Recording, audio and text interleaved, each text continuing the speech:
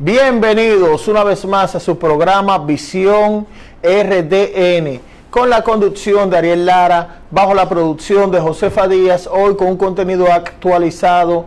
Quiero que se suscriban a nuestro canal de YouTube Visión RDN. Ya tenemos 116,000 suscriptores con más de 23 millones de visitas. Hoy nos visita un amigo muy especial, el cual maneja muy profesional el tema fronterizo, señores, con datos precisos, nada alterado, sino todo dentro del marco de la realidad, y nos viene a edificar en esta parte, y es el ex guardia fronterizo, el amigo Néstor Mateo. ¿Cómo está, Néstor? Ariel, gracias. Yo aquí me siento relajado y distendido en este ambiente, tratar estos temas contigo, que tú pues también lo abordas de manera interesante. No, claro. Néstor, te he convocado porque hay algunos temas que quiero tocar contigo, tú como experto, para que nos hable. Un ejemplo, los cambios de mando allá en la frontera, ¿cómo va eso y con esta situación actual? En el día de ayer, no, antes de ayer, el alto mando militar, y eso es una orden del teniente general Carlos Luciano Díaz Morfa, ordenó al comandante del Cuerpo Especializado de Seguridad Fronteriza realizar cambios, pero hay que leer entre líneas esos cambios. Se cambió el comandante interagencial que está en Elías Piña, Pedernales y Dajabón, y me voy a quedar aquí en Dajabón. Este oficial, y eso lo que envío a los ciudadanos que observen estos cambios. Ese oficial que está en Dajabón, que es un teniente coronel de la Fuerza Aérea de República Dominicana, un oficial con una alta formación de combate. ¿De combate? De combate. Es uno de los mejores paracaidistas combatientes de República Dominicana, y es el teniente coronel de Morlin Tolentino Fabián. Es un oficial que ha estado comandando unidades como la guerrilla en la Fuerza Aérea y que estuvo en la mejor y más importante unidad de combate, que es el Comando Especial contra el Terrorismo del Ministerio de Defensa. Estamos hablando de un hombre que tiene una altísima formación táctica militar, combatiente. Y tú te preguntas por qué están colocando esos perfiles en esas posiciones. Recordemos entonces que la resolución evacuada por Naciones Unidas, que en los próximos meses hay un arribo militar en Haití. Viene una fuerza multinacional bajo el liderazgo de Kenia que estará para controlar los incontrolables, como el presidente Luis Abinader le ha llamado. Yo creo que eso nos llama poderosamente la atención, que tengan esos perfiles, esos oficiales con ese alto entrenamiento, esa capacidad reactiva, y que pueda controlar los espacios de la línea fronteriza. Recordemos siempre que en Dajabón, en el caso del cuerpo especializado, tienen la responsabilidad de controlar los espacios o las 4 puertas binacionales que están allá en esa línea. Eso lo realiza el Cuerpo Especializado de Seguridad Fronteriza, y él estará como interagencial, y hay también un oficial operacional y los elementos de inteligencia, el C2, que está ya operando en esa línea fronteriza, tiene la responsabilidad de custodiar esa periferia. Y te pregunto, entonces, esto no es al azar. Estos perfiles vienen a raíz ya de la información que hay también, que puede haber. Claro, porque tú tienes, debo decir, que hay muchos oficiales en nuestras Fuerzas Armadas que tienen rangos, pero no tienen el expertise, no tienen la formación, de un combatiente, de un oficial táctico, alguien que puede operar, alguien que puede conformar una senda, que puede conformar una estaca y penetrar en diferentes espacios para controlar a delincuentes o posibles miembros de esa banda, de esas organizaciones que vengan desde el territorio haitiano. Esos perfiles, y creo que es una lectura inteligente que el alto mando militar pues esté colocando a estos oficiales en la línea fronteriza. Totalmente de acuerdo. Hay algo especial. Tú sabes que esas bandas de Haití son muy grandes. Claro. Aunque Haití no tenga ejército, pero es un problema por el tema de la banda, porque ahí también es militares que saben disparar, y hay personas también que tienen cierto entrenamiento. que no es que hay algunas bandas que son al azar, también hay bandas que tienen dentro de esos grupos hombres que están preparados, o sea, para el servir al mal. Sí, mira, hay la complejidad de esto, tal cual como tú lo expresas. Hay miembros de esa organización que tienen capacidad, diríamos, policíaca, que pueden operar, que pueden manejar un arma, que pueden manejar un fusil, pueden disparar.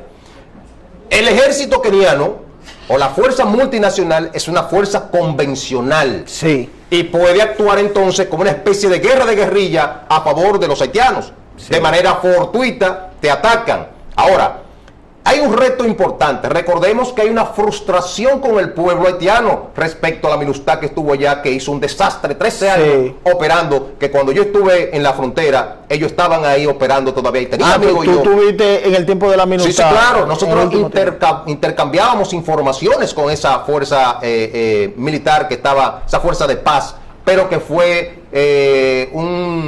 una operación funesta que dejó un desastre, muchas violaciones, inclusive la resolución lo resalta a esa fuerza, sobre el alcance de la fuerza militar. Deben tener cuidado con las violaciones y la contaminación de los ríos. Sí, claro. Porque de ahí es que vino el cólera, esta situación. Entonces, esa fuerza militar, que es una fuerza convencional, va a actuar con grupos ahí que no tienen, diríamos, la reglamentación de la guerra, del conflicto armado, que pueden entrar de manera fortuita y atacar a los soldados. Ahora bien, ¿qué debe hacer o qué haría al momento de llegar esa fuerza militar?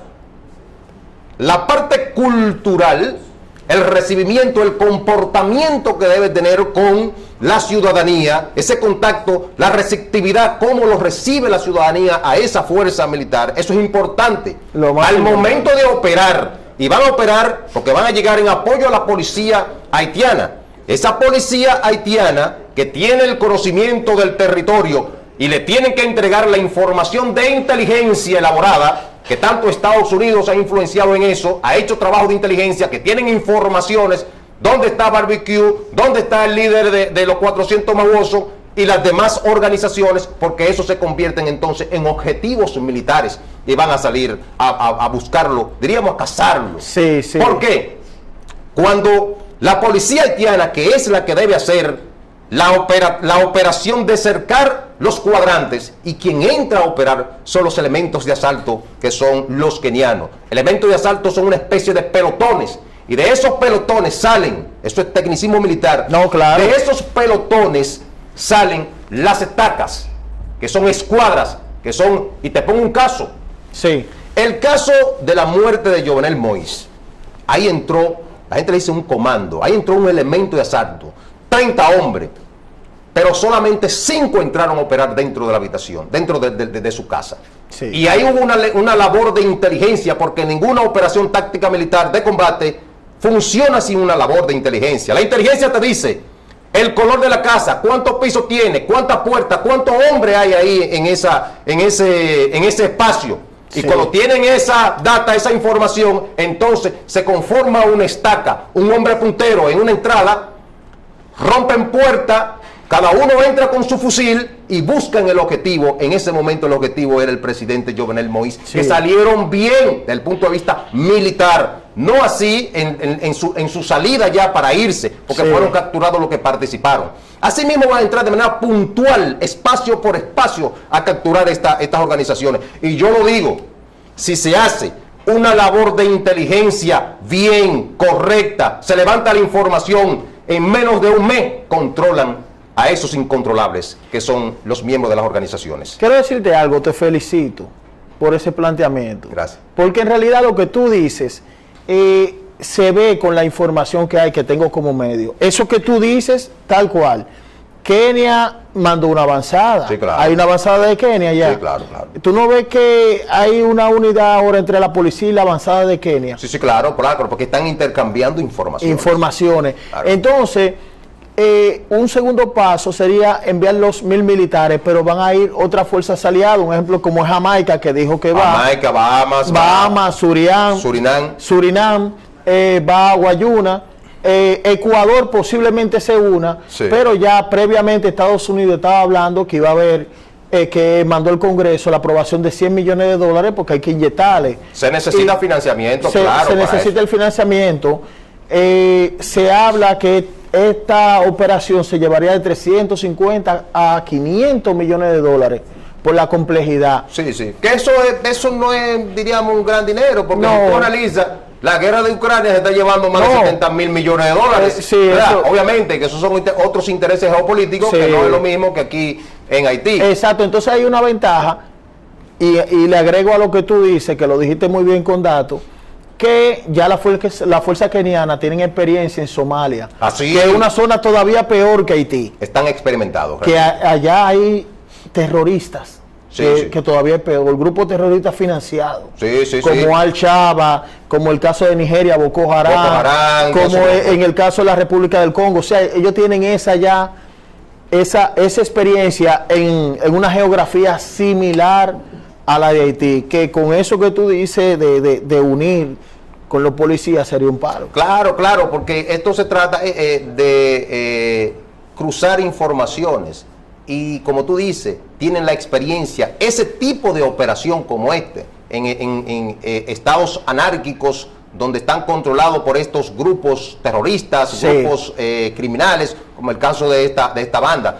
Claro, hay que ir más allá, hay que ir sobre el liderazgo económico y político que financian estas organizaciones, que están identificados. Estados Unidos sabe quiénes son de Miami, cuáles son los que le envían las armas a esos grupos que tienen fusiles de alto calibre. Y eso va a provocar que República Dominicana tenga que intensificar su seguridad aquí. República Dominicana. Claro que sí, porque al momento, fíjate que llegarán grandes desplazamientos. Y habrá muchas personas van a quedar en el fuego cruzado, los famosos daños colaterales, muchas personas van a morir y esos desplazamientos vienen.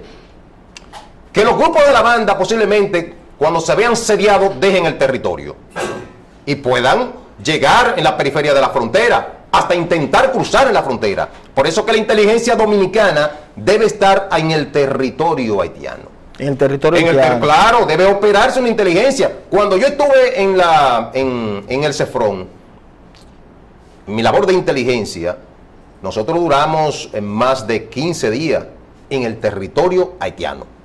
Allá en el territorio haitiano, sobre algunos casos que teníamos que investigar en su territorio. Pero hay que estar ahí.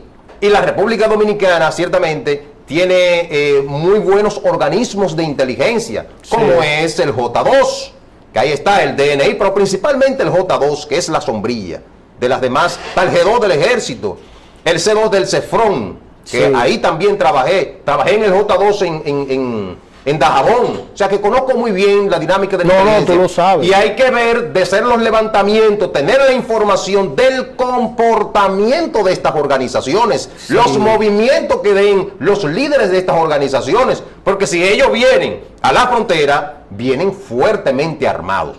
Y aquí, y este es el mensaje que yo le doy al alto mando militar, unidades como el Comando Especial contra el Terrorismo del Ministerio de Defensa deben estar en una posición de reacción, utilizando con la inteligencia, porque es una unidad que puede resolver rápidamente, que yo estuve ahí en esa unidad, porque yo me entrené como un combatiente en esa unidad, pero también deben estar los escorpiones de la guerrilla, de la Fuerza Aérea, los comandos anfibios de la Armada de República Dominicana, unidades de reacción táctica de combate, porque hay muchos soldados que son convencionales, pero los soldados especiales hay que tenerlo en esa demarcación. Los especiales. Los soldados especiales, claro, que tienen capacidad de tiro, de resistencia, que pueden operar en lugares inhóspitos porque son especiales, su entrenamiento es mayor, de mayor resistencia, de mayor movilidad, que saben manejar los fusiles.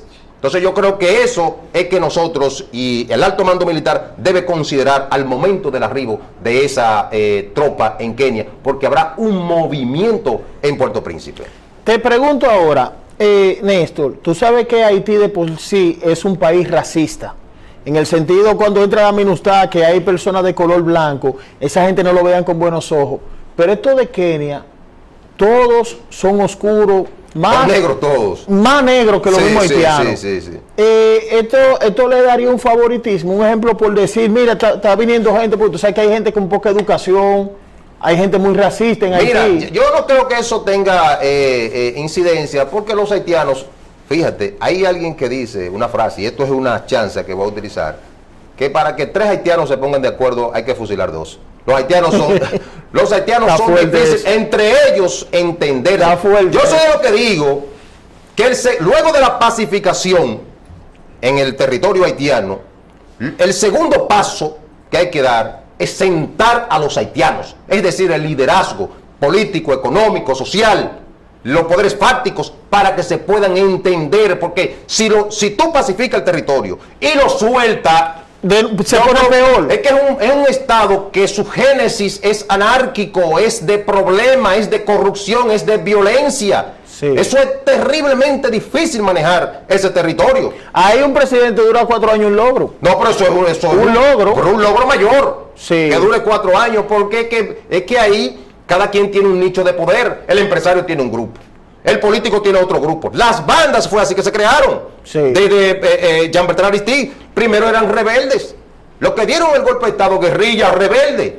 ¿Pero y qué son ahora? Que te voy a hacer una pregunta. Bandas. Ahora que tú tocas el golpe de Estado, se habla que el golpista, el ex militar Guy Philippe, volvería a Haití porque ya él cumplió condena de narcotráfico en Estados Unidos. Vuelve a Haití. Vemos en Haití que todo el mundo pide a Guy Philippe, mucha gente pide a Guy Philippe. ¿Qué rol jugaría entonces llegar Guy Philippe en este momento, precisamente que se habla que la intervención de Kenia, si se realizaría dentro de 2 meses? ¿Qué rol jugaría? Mira, déjame decirte con este personaje, que es un oficial de alta formación, de alta graduación. Sí, porque es formado. Es un tipo que se formó, que se preparó.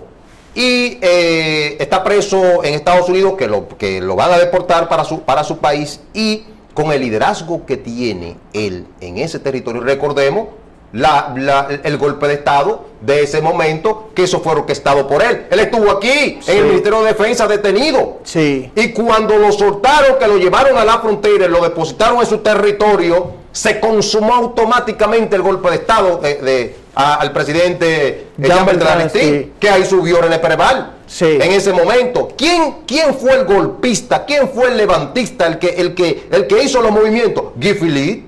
Entonces es una amenaza porque tiene un liderazgo. Sí. Y donde él es bueno es en el caos, en la anarquía. Ahí es que él es bueno. O sea, yo creo que es una amenaza para ese territorio y para la fuerza militar. Porque mire, yo creo que esa fuerza que va a ir a Haití tiene que tener mucho cuidado con lo que hace. Mucho cuidado, mucho cuidadito con los ciudadanos. Respetar los derechos humanos. Hay que respetar los derechos humanos. Deben respetar los derechos humanos. Sí. No meterse en estos asuntos de violaciones y cuestiones, porque eso puede unificar el pueblo haitiano y estar en contra. Y ahí hay problemas. Le cae todo el mundo ahí. ¿Me entiendes? Le va a caer todo el mundo. Sí. Y otra cosa que está haciendo en el caso de Jimmy Cherizier, Barbecue, él se está viendo ahora como un Robin Hood. Alguien que dice, bueno, pero vamos a destronar a Ariel Henry, pero no me maltrate el pueblo. ¿Tiene más incidencia que Ariel Henry ahora mismo? Tiene más incidencia. Barbecue. Porque hay un sector, hay una comunidad que vive de barbecue. Sí. Entonces, eso no es tan fácil. Eso no es tan fácil. Diríamos, tener el control con ese tipo de liderazgo, y por eso es que esa fuerza debe tener mucho cuidado en la operatividad. Tiene ciertos alcances de apresamiento y todo eso, pero en los enfrentamientos van a quedar muchas personas en el fuego cruzado. Muchas personas en el fuego cruzado. Sí. Hay algo también que me llama la atención, Néstor, como esto ya se va a dar, porque ya los únicos 2 países que podían vetar no vetaron, sino que se abstuvieron del Consejo Permanente de Seguridad. De los 5 que pueden vetar, que fue Rusia y China. Y China, sí. Se abstuvieron. Pero después Francia, Reino Unido, Estados Unidos y los 10 países que no son permanentes votaron todos. Sí, claro. Nada más esos 2 votos y no vetaron. O sea que eso va, hasta ahora eso va. Sí. ¿Esta banda se unificarían entonces? Porque Mira, es a perseguir. las bandas ahora mismo se están matando una con otra. Si tú te lees el novelista, te puedes dar cuenta en los últimos días las muertes. Entre ellas se están por asunto del control territorial. Hay dos bandas que controlan verdaderamente, que son los 400 Mabuosos Sí. y el G9, la banda que agrupa las 9 principales bandas, que esa es la que está bajo el liderazgo de Jimmy Cherizier, que es el famoso barbecue. Yo creo que esos son los dos objetivos, los dos liderazgos principales que esa fuerza multinacional le va a caer atrás, que trataría de capturar a eso, porque tiene, diríamos, tú vas a encontrar más de 200 bandas, pero son pequeños cacicazgos, pequeños grupitos que tienen, pero lo que controlan verdaderamente son esas dos organizaciones, y yo creo que una vez se controle y se capturen a esas dos figuras, va a ir bajando. Las demás se van a ir diluyendo muchísimo porque dependen muchísimo de esas mismas organizaciones. Sí, esa banda no harían causa común con Jiffy Lee en un hipotético caso. Bueno, claro, puede darse porque, insisto, en el caso de Barbecue, Sí. que él no se ve como un criminal, como una organización, sino se ve como una especie de, no sé, de político, Él de debatista. él protege la prensa ya. Claro, Porque yo he visto mucho y hace rueda de prensa y llama. y nadie le puede topar a un periodista. No. Y hay periodistas que hablan en contra de él y él es abierto, un líder. Claro. Entonces, Eso es algo que llama la hay atención. algo que tú vas a encontrar parte del liderazgo haitiano, Sí. tanto económico como político, que están en contra de eso. Por ejemplo, fíjate algo, Claude Joseph coincide con Barbecue. Sí. Ellos hicieron, ¿con quién están en contra? Bueno, están en contra de Ariel Henry. Pero se ve como el líder militar Barbecue y el líder político. ¿Me entiendes? O sea, Sí. que están coincidiendo entre ellos. Sí. Se puede dar un efecto social, o sea, que haya manifestaciones sociales y dentro de eso las organizaciones que tienen sus ramificaciones y que están por todo el territorio, eso genera impacto también. O sea, es un asunto complejo el caso de Haití, pero yo creo que están claros cuáles son las organizaciones. República Dominicana debe estar expectante y pendiente sobre los movimientos. Del otro lado, tener los soldados élites que te mencioné, que deben estar ahí, pero también tener una fuerza frente a cualquier eventualidad que se presente de un grupo de ciudadanos, ya sea por necesidad de desplazamiento, corriéndole al fuego cruzado, que intenten cruzar, porque si vienen desarmados, corriendo, huyendo de la problemática y de los enfrentamientos, hay que tener cuidados porque no lo podemos dejar tendido en el masacre bajo los cañones dominicanos. Sí. Entonces nos buscaríamos un problema internacional mundial frente a Sí. eso. O sea, con los civiles desarmados, mucho cuidado. Pero letales debemos ser con las organizaciones criminales que están identificadas y que la inteligencia dominicana ya tiene control absoluto de eso. Sí. Néstor, una pregunta. ¿Se aumentó el presupuesto militar desde tu punto de vista? ¿Cómo lo ves? Bueno, eso es positivo porque, primero, hay algo que le llaman la moral del soldado. O sea, la moral debe estar alta. El soldado Sí. debe sentirse motivado. Y aquí quiero hacer un paréntesis para un mensaje al comandante general del Ejército de República Dominicana. Los soldados, comandante Onofre, los soldados merecen el descanso luego de su operación, porque no podemos explotarlo, porque van a desertar, van a huir. Hay que darle, si un soldado hizo un servicio en la noche, amaneció patrullando, dele ese día de descanso. El otro día, si lo coloca en el mismo servicio, va a estar exhausto, va a estar cansado. Y cuando lleguen verdaderamente los momentos que posiblemente se den un enfrentamiento, van a estar cansados los soldados. Tenemos que tener esos soldados bien cómodos y tranquilos. Y claro, el presupuesto se ha incrementado y eso es positivo porque se necesita, le van a aumentar el sueldo a los guardias, también el habituallamiento, los cuarteles que necesitan esa comodidad luego que salgan de sus patrullas. Yo recomiendo, sí, que se haga una gran base en la frontera, principalmente en Dajabón. Una base. Claro, porque tú albergar 15 o 20,000 soldados frente a una eventualidad, y si tú no tienes la infraestructura, si tú no tienes la comodidad, no va a ser fácil tú tener esa cantidad de soldados durmiendo quizás hasta en los patios. Entonces, sí, se necesita hacer esa inversión en la línea fronteriza y complementarlo con la tecnología y la inteligencia para que el soldado no esté tan diezmado haciendo los servicios. Te pregunto, Néstor, ahora, tú que eres conocedor fronterizo, ¿cuál es la parte de la frontera que podría ser más vulnerable en una eventualidad que pase allá con lo de Kenia y Haití? Mira, bueno, la cercanía mayor la tenemos con Jimaní. Sabe que la Puerto Príncipe está muy cerca de esa zona, frente a eso, pero también los desplazamientos se pueden dar en los lugares más seguros de Haití, como es Juanamende. Juanamende vive otra realidad, igual que Cabo Haitiano. No es la misma situación que se vive en Puerto Príncipe que en Cabo Haitiano, o que Juanamende y otras ciudades por ahí, o Elías Piña también, cercanos a Elías Piña, como Cachimá y Veladero, por esa zona. Yo creo que se puede dar por la zona de Dajabón, por lo vulnerable, los espacios que tiene que son vulnerables y que los haitianos lo saben, los POTEA lo saben. Cuando hay un grupo de haitianos que quieren cruzar por el territorio, al territorio dominicano, la imaginación primaria es Juanamende.